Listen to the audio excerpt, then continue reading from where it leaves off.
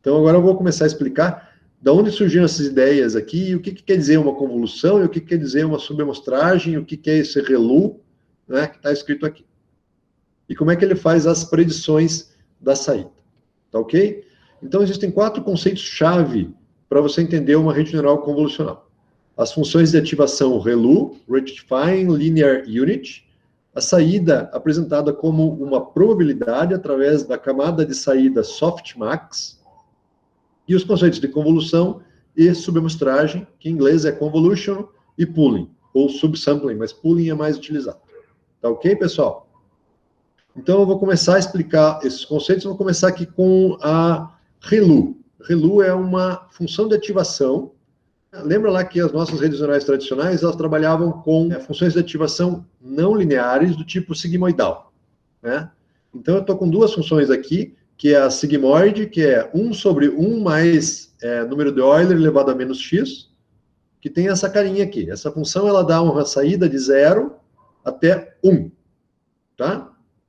Todos os treinamentos que eu mostrei para vocês semana passada, estava trabalhando ou com a sigmoide ou com a tangente hiperbólica, hyperbolic tangent, que é basicamente a mesma coisa, só que ela varia do menos 1 até o mais 1. Então, a saída dela pode ser negativa, pode ser 0, pode ser positiva. Então, ela tem aqui uma faixinha não linear que permite aí as redes neurais eliminar aquela limitação dos aproximadores lineares. Né? Lembra que eu mostrei para vocês que o aproximador com a função linear, ele tem limitações lá do que ele consegue fazer. E com funções de ativação não linear, ele consegue classificar melhor, aprender melhor. Então, até o final do século passado, só utilizava basicamente ou sigmoidal ou tangente hiperbólica. E não se achou nenhuma vantagem muito maior sobre uma ou outra. A única vantagem da tangente hiperbólica é que a saída dela pode ser menos 1 ou mais 1. Tá? Bem, a ReLU é uma novidade aí, né? A partir do advento das redes neurais convolucionais, porque eles perceberam que as redes neurais, quando você tinha múltiplas camadas, como a saída da rede, saída de cada neurônio, só podia ser mais 1 e menos 1. Você tinha que transformar, você tinha que multiplicar lá por uma função por uma derivada. Então, acabava que a saída da rede neural era um valor muito pequenininho. 0.01, 0.001, 0. Menos 0.02. E daí eles propuseram a ReLU, que é basicamente essa função aqui, ó. Se o número for positivo, ele passa direto. Se o número for negativo, ele vira 0. Tá vendo aqui a fórmula dela, né? A função dela? Então, basicamente, ela é uma sigmoidal, só que ela tem um ponto aqui de inflexão, né? Que é no 0, ela começa a valer o x, mas simplesmente a vantagem dela é que a saída dela pode ser um valor positivo qualquer. Então, pode ser maior que 1, pode ser 10, pode ser 100, pode ser 1000. Certo? Isso daí foi um grande avanço, porque permitiu que as redes neurais fossem treinadas com maior velocidade, e permitiu que redes neurais com mais camadas também fossem treinadas, né, resolvendo lá um problema chamado do gradiente desaparecendo, gradiente desaparecido, vanishing gradient. Então, a ReLU, ela acaba sendo a função de ativação que os nossos neurônios das redes neurais convolucionais utilizam. Não se utiliza mais tangente hiperbólica, nem sigmoide, nem funções de ativação lineares. Agora só utiliza a função ReLU. Entenderam, pessoal? Parece um negócio, né, singelo, mas é um avanço tecnológico que deu, né, origem aí, que permitiu o avanço das redes neurais convolucionais. Então, em vez de usar tangente hiperbólica ou sigmoide, eu estou usando o ReLU a partir de agora nos meus neurônios artificiais. Tem essa questão da saída, né? Para saída, você ainda poderia considerar, puxa, é melhor o negócio que dê 0 ou 1, né? Mas tem uma outra solução aqui, que é a camada softmax, que é basicamente um chuncho, né? Desculpe aí o pessoal que inventou isso, né? Mas basicamente um chuncho, porque as saídas dos neurônios, suponha que eu tenho um neurônio lá, né, eu tenho 10 neurônios na saída, suponha lá o MNIST, né? Quero reconhecer lá dígitos de 0 a 10. E daí as saídas dos neurônios são essas daqui. O primeiro neurônio deu saída 1.3, o segundo deu 5.1, o outro deu 2.2. O que isso quer dizer? Normalmente se considerava que o que tem o maior valor é o certo, né? Então, esse 5 é maior que todos os outros, então a saída esse aqui é o dígito 1. Isso aqui é um pássaro. E daí, quando você aplica essa função aqui, basicamente você soma todos os valores, e daí você divide cada um deles pela soma. Então, a saída da rede neural agora vira uma probabilidade, né? Porque o somatório de todas as saídas dá sempre 1.0. Então, esse número 5.1, que você não sabia meio o que queria dizer, aqui você sabe, 90% do valor está aqui nessa saída. Então, é 90% de chance de ser número 1, ou 90% de chance de ser pássaro. Sabe? Fica mais fácil de interpretar. Mas é um negócio singelo. Tá? É simplesmente uma normalização da saída. Então, observe. Se a saída é tangente hiperbólica, ou a saída é ReLU, tá vendo aqui? O resultado de uma saída é ReLU. De qualquer forma, isso transforma em probabilidade e você consegue interpretar de uma forma mais simples na saída da rede neural. Beleza?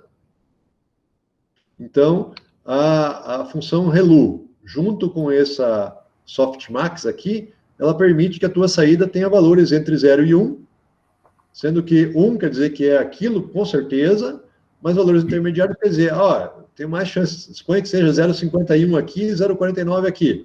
Aí a resposta é, estou em dúvida se é esse padrão ou esse. Beleza? Mas eu acho que é isso.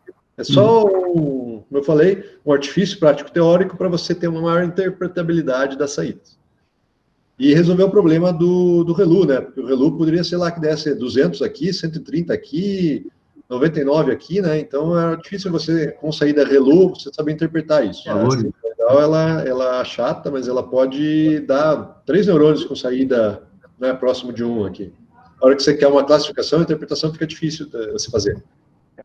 Mas, assim, para ser sincero, quase todas as redes neurais que eu vi aí, elas acabam usando tangente ou sigmoide aqui nos neurônios das camadas totalmente conectados. Pelo menos na última. Para justamente você evitar esse problema de ter números muito grandes. Por tradição, né? Porque as bibliotecas já estão treinadas, já estão programadas para trabalhar, né? Então, pessoal, isso aqui são só pequenos avanços que surgiram aí ao longo do século XXI, né? E que permitiram aí a gente chegar às redes neurais convolucionais, que é agora o tema que eu vou falar para vocês. Então, como eu já falei do softmax, eu já falei da ReLU, faltam 2 conceitos aqui, que são as convoluções e a subamostragem. Então, eu vou falar sobre eles agora, ok?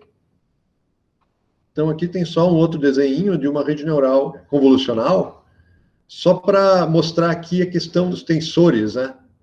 Então, uma rede neural, ela começa lá, suponha aqui que eu estou com uma imagem de 224 por 224 com 3 canais, tá vendo? É uma imagem colorida, 224 de altura, 224 de largura. E daí eu coloco aqui, eu pego um trecho aqui, 11 por 11 dela, e faço uma convolução. E daí aqui eu faço um max pooling. Sabe? Eu vou explicar o que são essas operações agora, e daí no final, o que eu tenho? Eu tenho aqui 4.096 valores que representam o que a rede neural identificou dessa imagem. Quais são as características relevantes que a rede neural identificou. E daí eu coloco aqui uma camada densa, né, que me diz aqui qual dos padrões eu vou reconhecer na saída. Então eu vou explicar isso aqui, depois a gente retorna. Então esses conceitos de convolução e subamostragem, eles são baseados nos conceitos de campos receptivos locais, ou local receptive fields, estudados lá da biologia. Os neurônios convolucionais, eles procuram imitar o comportamento dos campos receptivos do cérebro dos animais e do humano. De onde que são esses campos receptivos? São aqueles detectores de padrões lá do cérebro do gato. Então, vou voltar lá no slide do cérebro do gato. Então, um campo receptivo, ele identifica alguma característica da imagem, vendo coisas, né, vendo pixels, vendo partes da imagem que estão próximas. Então, quando o gato está olhando uma imagem e tem alguma coisa ali vertical, esse neurônio se ativa. Quando tem horizontal, esse aqui e esse aqui se ativam. Quando está em 45 graus, para o lado direito, é esse aqui que se ativa. Ou para o lado esquerdo, é esse aqui. Então, a ideia de campo receptivo, ela tem a ver com essa questão de você olhar regiões da imagem e encontrar padrões simples nessas regiões da imagem. Tá ok? Então, vamos ver como é que é essa operação de convolução, então, que opera sobre esse campo receptivo. Então, tá vendo aqui, ó, no cantinho? Então, eu tenho aqui um campo receptivo de 5 por 5, né, uma matriz de 5 por 5, que procura riscos a 45 graus. E esse campo receptivo, ele só vai ser ativado se tiver, né, coisas escuras de um lado, coisas claras do outro. Estão vendo? Então, ele replica aqui aquilo que a gente via lá no córtex visual do gato naquele experimento. Então, existem campos receptivos para reconhecer linhas a 45 graus, linhas horizontais, linhas verticais, coisas que estão mais escuro no meio e mais claro em volta, coisas que estão mais claro no meio e mais escuro em volta. No caso das redes neurais convolucionais, você roda um algoritmo que ajusta os parâmetros dos campos receptivos. Esse algoritmo é o algoritmo de minimização de erro chamado backpropagation. O próprio algoritmo de treinamento é que seleciona quais são os campos receptivos adequados para aquela classe, para aquela tarefa de reconhecimento. Eu posso ter reconhecimento de pontas aqui, eu posso ter reconhecimento de X, né? Observe, eu posso ter qualquer reconhecimento que me interesse, para reconhecer olhos, para reconhecer bicos, para reconhecer asa, para reconhecer pena, para reconhecer o que eu quiser. Então, características visuais, a princípio simples, depois elas podem ser compostas para obter características visuais mais complexas. Tá vendo aqui, ó, vários campos visuais que, quando aplicados aqui a um 4, né? Então, o que é um 4? É uma linha aqui a 45 graus, seguido de uma outra linha aqui embaixo que está mais vertical, uma outra aqui que está mais horizontal, e depois tem uma perninha aqui que está mais vertical de novo, tá vendo? Então, a hora que eu espalho esses campos receptivos em cima da imagem, eu posso fazer uma rede neural aqui para frente que identifique composições de campos receptivos em determinadas posições e dá nome para isso, um 4. Então, a ideia do campo receptivo tem essa analogia de uma lanterna que vai passando pela imagem, né, por toda a imagem, mas, na verdade, não é bem uma lanterna. São diversos neurônios, que cada um está focado numa parte da imagem, né? Então, a gente move o campo receptivo, na verdade, no computador von Neumann, que tem um processamento sequencial, você tem que fazer um for ali e pegar cada seção de 5x5 e fazer uma varredura. Mas no cérebro, tudo isso acontece em paralelo ao mesmo tempo agora. Você tem múltiplos neurônios, cada um deles está focado numa partezinha da tua informação neural, né? E daí você olha essa partezinha e você vê lá um padrão. E daí o teu cérebro reconhece esse padrão como um S, como um 4, como um I, como um número 3, como, né, qualquer coisa. Então, a ideia desses campos receptivos, ela é uma ideia que vem da biologia e daí foi utilizado para a computação.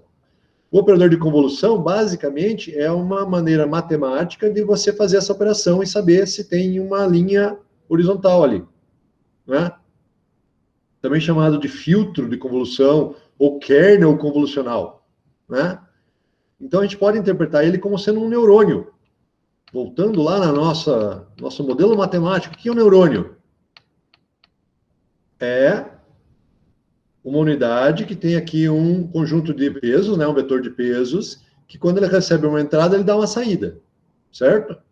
Só que se essa minha entrada aqui, ela for as iluminações de cada um desses 25 pixels, 5x5 sensores, que estão ali montando, e esses pesos forem organizados, forem ajustados, para ele só ativar o neurônio quando tiver a tal da barra 45 graus. Estão vendo aqui, ó? Então, eu posso dizer que esse kernel aqui, ele é um neurônio que, ó, os pesos aqui são positivos, os pesos aqui são negativos, os pesos na diagonal são 0.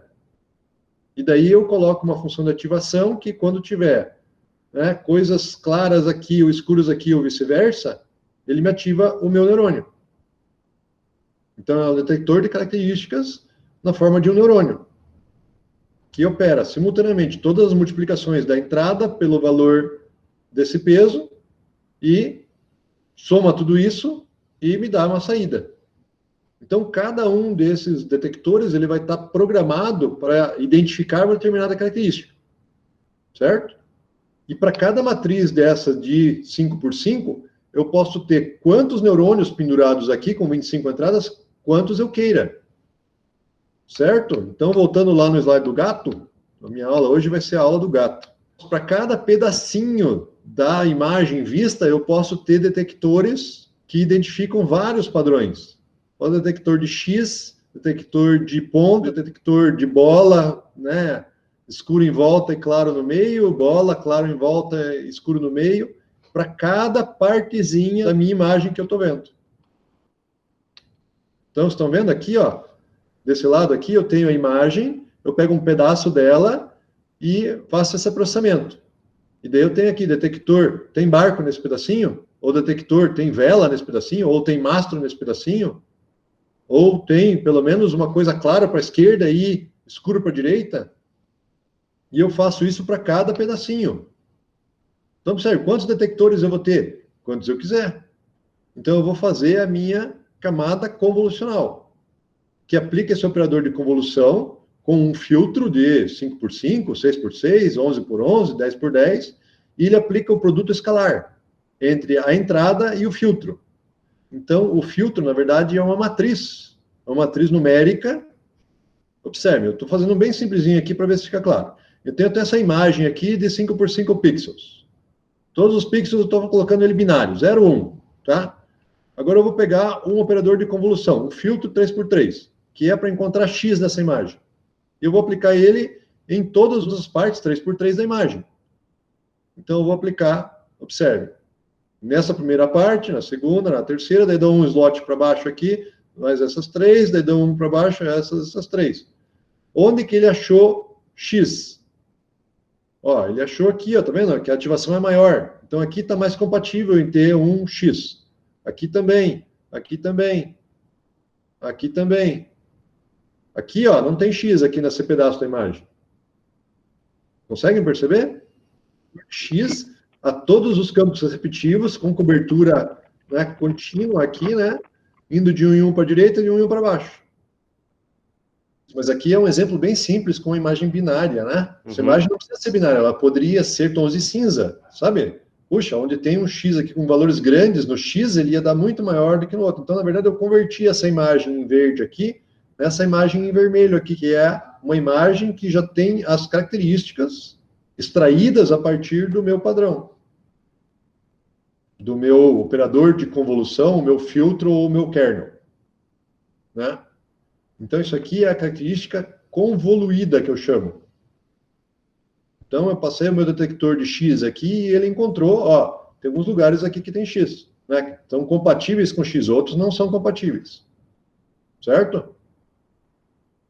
E daí eu posso fazer filtros para encontrar diversas coisas, dando origem a diversos mapas de características. Tá vendo? Eu estou passando um filtro aqui para achar linhas, né, viradas para a direita e depois linhas viradas para a esquerda. Eu crio dois mapas de características. E esse mapa de característica vai ser mais ativo quando tiver coisa virada para a direita. E menos ativo quando não tiver coisa virada para a direita. Tá ok, pessoal? Ah, mas quantos filtros eu faço, professor? Quantos eu quiser. Lá no gato tinha uns 12. Ah, mas qual que é o filtro legal? Depende da aplicação. O que você quer reconhecer nessa imagem? Quer reconhecer gato? Então você tem que fazer filtro para encontrar coisas paralelas, que é o bigode do gato. Ou coisas redondas, que é o quê? Que é o olho do gato. Né? Ou filtros que identifiquem pelagem. Estão entendendo a brincadeira? Só que o negócio não para por aí. As CNNs, você não precisa dizer para elas quais são os filtros que são interessantes para aquela atividade de rede de reconhecimento. Elas aprendem usando o algoritmo backpropagation.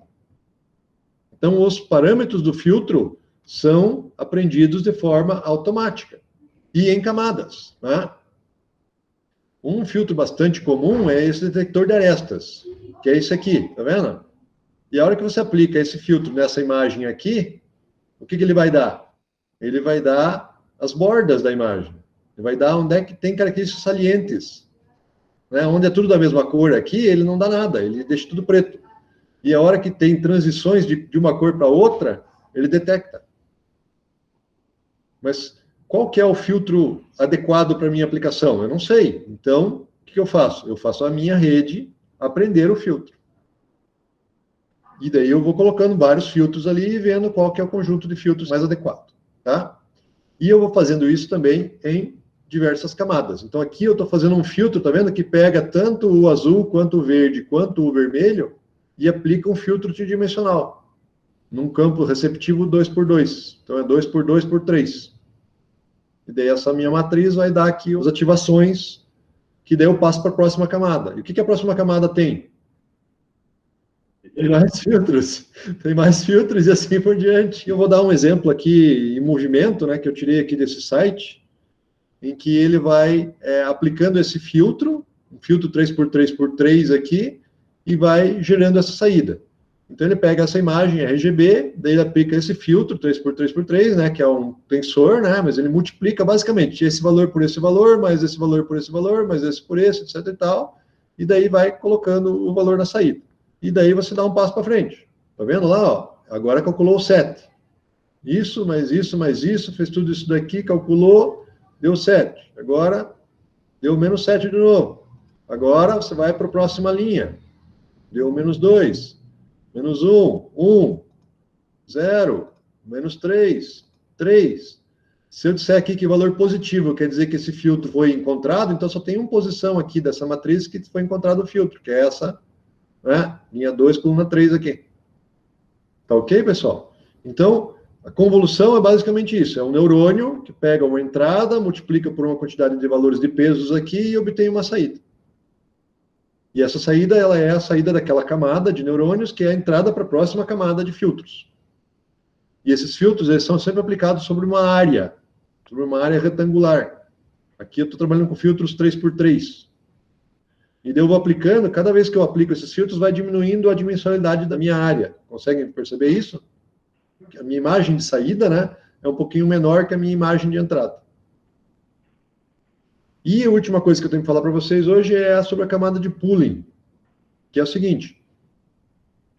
Ainda assim, quando a entrada é muito grande, eu tenho muitas camadas de filtro. Então, o pessoal acabou fazendo aqui um outro artifício para diminuir a quantidade de informações, que é a camada de pooling, ou subamostragem, que é basicamente para reduzir a complexidade do modelo, diminuir a quantidade de processamento. O objetivo da camada de pooling ou subamostragem é reduzir o tamanho da imagem. Reduzir o tamanho da imagem depois de filtrada, né? Então eu aplico para cada fatia de profundidade um pooling layer, que é uma camada de redução de dimensionalidade. Como é que isso funciona? Eu aplico aqui um operador, suponha que o meu operador aqui seja operador média. E daí a cada 4 pixels eu gero 1. Estão vendo aqui? Então eu peguei uma imagem de 4x4 e gerei uma imagem de 2x2. Simplesmente eu somo todos os pixels e divido pela quantidade de pixels, divido por 4. Então eu peguei essa imagem aqui e diminuí a dimensionalidade dela. Eu posso fazer o max pooling, que é ver qual desses aqui é o mais saliente. E daí sobraria o 21 dessa primeira camada aqui, o 12 dessa daqui, o 18 dessa daqui e o 10 dessa aqui. Eu posso fazer o average pooling, que é pegar a média, fazer o que eu quiser. Mas a ideia aqui é só diminuir o tamanho da imagem sem perder totalmente as características dela. Então, se eu pegar uma imagem qualquer e aplicar o average pooling, o que eu estou fazendo? Eu estou fazendo uma escala. Né? É um operador de escala lá do processamento de imagens. Então, isso aqui é só para você ter um menor processamento. Percebeu-se que você não precisa passar por todas as camadas, porque você começa lá uma imagem de 400 por 400. Quantos operadores de convolução 5x5 você vai ter que fazer até chegar numa imagem pequena o suficiente para você fazer lá a classificação?